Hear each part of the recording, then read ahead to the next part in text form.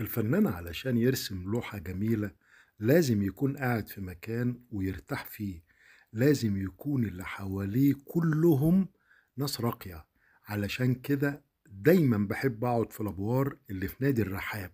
فعلا موظفين شيك بتتعامل بمنتهى الرقي، وده دليل على الإدارة الناجحة. شوف قد ايه حسام بيقدم لي القهوة وش مبتسم وبني آدم فعلا جميل. عايز اقول لكم انا بحب كل الموظفين اللي في الادوار اللي في نادي الرحاب.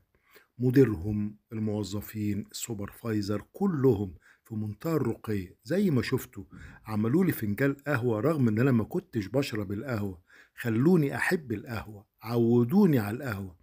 عايز اقول لكم ان الفنجان القهوة اللي بيعملوه فعلا ليه مذاق وطعم جميل جدا.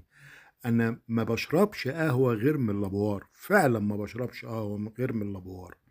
لان الابوار بيقدم فنجان قهوة جميل وشيك وطعمه حلو قوي. ما اعرفش هما بيجيبوا البن منين. عايز اقول لكم ان انا دايما كنت بسألهم، بقول لهم انتوا بتجيبوا البن الجميل ده منين؟ علشان فعلا القهوة بتاعتهم مختلفة عن اي مكان. حتى لما بشربها في بيتي ما بتكونش بالجمال ده. شايفين قد ايه الوش جميل لا لا لا لا، فعلا إدارة ناجحة. أنا بهني إدارة لابوار على اختيارها موظفينها. فعلا ناس راقية وشيك، ودايما كل أعضاء نادي الرحاب بيحبوا وبيشكروا فيهم. مش عارف يعني أنا مش لاقي كلام أقوله. يمكن شهادتي مجروحة لأن أنا دايما بقعد في الأدوار، واللي خلاني دايما أقعد في الأدوار الابتسامة الحلوة بتاعت موظفينهم، الطقم الشيك يعني. وطبعا كل مشروباتهم شيك، أكلهم حلو قوي.